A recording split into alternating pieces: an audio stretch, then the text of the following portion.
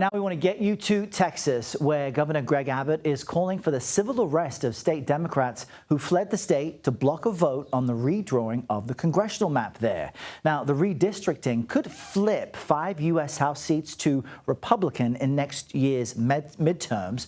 Republican State Representative Brian Harrison slammed the Democratic revolt on the takeout with Major Garrett. Listen. Elected Republican leadership here in Texas should be doing everything we can to make sure that Congress doesn't fall to the Democrats. And quite frankly, this is an abject failure of the elected Republican leadership in the state of Texas who let the Democrats flee.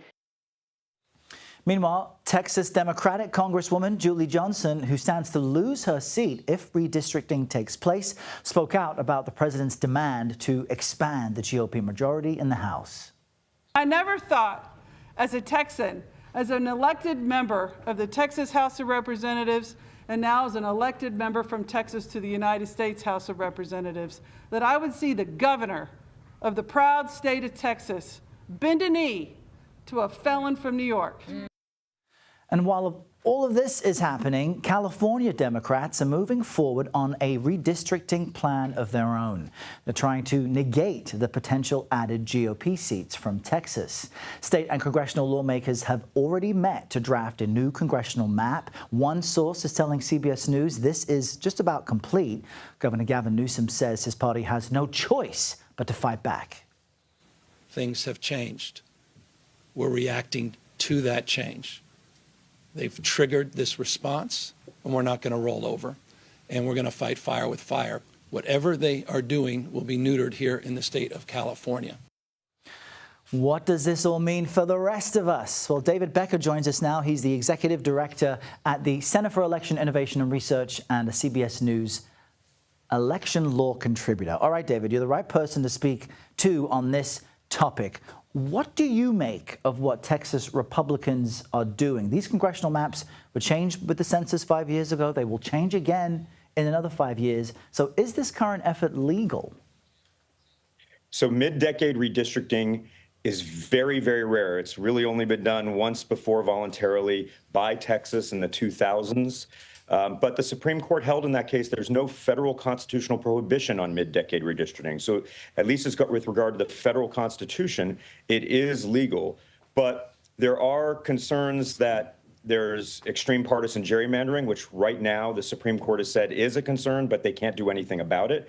And of course, new maps would also have to comply with other federal laws like the Voting Rights Act, although even that is somewhat in question right now, as the Supreme Court has very recently raised some questions about the constitutionality of the Voting Rights Act, and which is somewhat ironic given that literally tomorrow is the 60th anniversary of the Voting Rights Act, which is considered the crown jewel of the entire civil rights movement. And the thrust of that was to make American voices heard more equally. So the Texas redistricting may be legal, but is it wise? You know, you got California's governor now saying his state may redraw maps to decrease Republican districts. But what is the impact at the end of the day on American democracy and this ideal of political representation? Because it seems to be skewing both sides.